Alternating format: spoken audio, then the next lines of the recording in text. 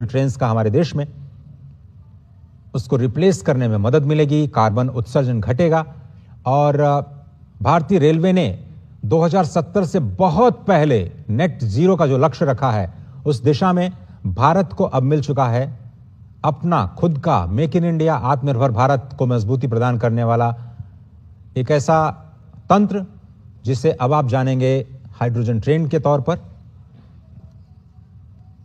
और आज भारत उन चुनिंदा विकसित देशों की कड़ी में शामिल हो चुका है जहां पर अत्याधुनिक सुरक्षा प्रणालियों के साथ इस नई नमो ग्रीन ट्रेन का संचालन किया जाएगा। आपको बताएं कि इस ट्रेन में कई आधुनिक सुरक्षा प्रणालियां लगाई गई हैं, जैसे कि हाइड्रोजन गैस लीक डिटेक्टर। जैसे ही कोई लीकेज होता है तुरंत डिटेक्ट कर लिया जाएगा उसको। आग और धुएं का पता लगाने वाले जो अल्ट्रा सेंसिटिव सेंसर्स हैं वो भी इसमें लगाए गए हैं। तापमान की निगरानी करने वाले सिस्टम्स हैं।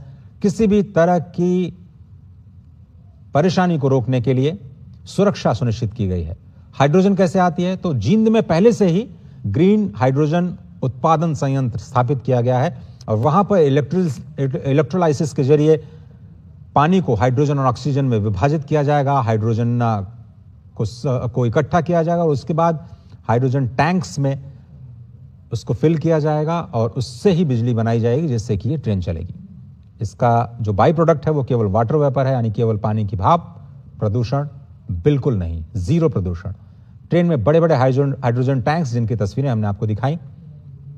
प्रधानमंत्री नरेंद्र मोदी ने इस देश में ग्रीन हाइड्रोजन मिशन की शुरुआत की और उसी के तहत ये हाइड्रोजन पावर्ड ट्रेन आज देश में संचालित की जा रही है।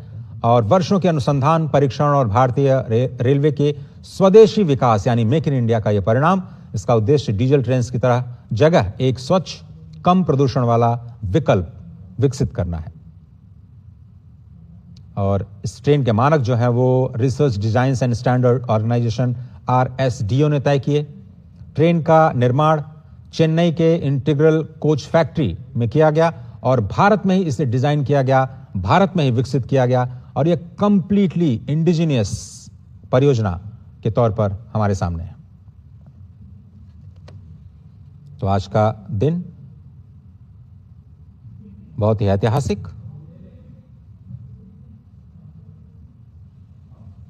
और यह हाइड्रोजन ट्रेन केवल तकनीक नहीं बल्कि स्वच्छ ऊर्जा सुरक्षा और जलवायु परिवर्तन से निपटने की वैश्विक रणनीति का एक बहुत ही महत्वपूर्ण हिस्सा है। भारत जैसे देश के लिए जहां पर अधिकांश रेलवे नेटवर्क का विद्युतीकरण हो चुका है, आपको बताया मैंने, लेकिन कुछ मार्ग अभी भी हैं जहां पर डीजल की निर्भरता है, जहां पर इलेक्ट्रिफिकेशन नहीं हुआ है और हाइड्रोजन ट्रेन्स एक बहुत ही प्रभावी और पर्यावरण अनुकूल समाधान बन सकती हैं।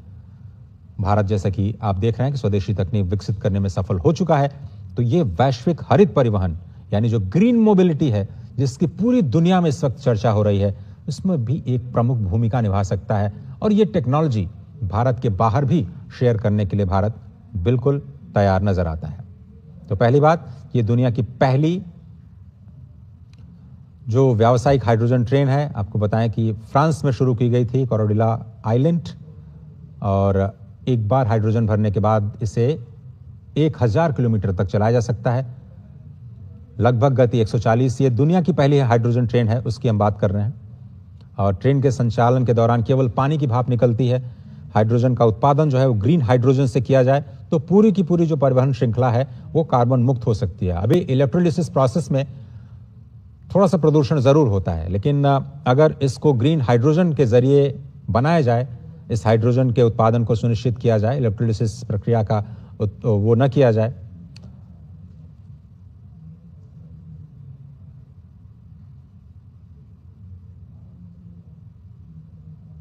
तो ये भारत की जो तकनीक है अपने आप में एक जबरदस्त उदाहरण नमो ग्रीन रेल का। और ग्रीन रेल इसलिए हम कह रहे हैं क्योंकि ये बिल्कुल प्रदूषण मुक्त।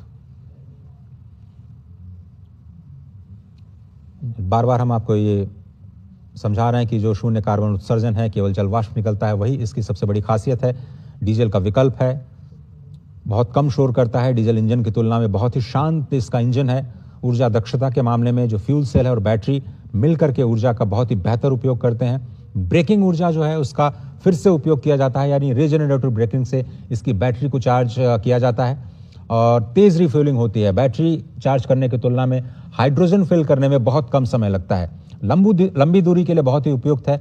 जहां पर विद्युतीकरण व्यावहारिक नहीं है, मिसाल के तौर पर नॉर्थ ईस्ट की बात करें, जहां पर इलेक्ट्रिफिकेशन ट्रेन रूट्स का थोड़ा सा मुश्किल है, वहां पर इस तकनीक का इस्तेमाल किया जा सकता है। और सबसे पहले आपको बताएं, 1960 में अमेरिकी अंतरिक्ष एजेंसी नासा, उसने अपने अपोलो मिशन में इस फ्यूल सेल तकनीक का इस्तेमाल किया था। रेल क्षेत्र में हाइड्रोजन तकनीक को जो कॉमर्शलाइजेशन करने का अगर श्रेय जाता है तो वो है फ्रांस की कंपनी एल्स्ट्रॉम को। एल्स्ट्रॉम ने सबसे पहला कैनेडिया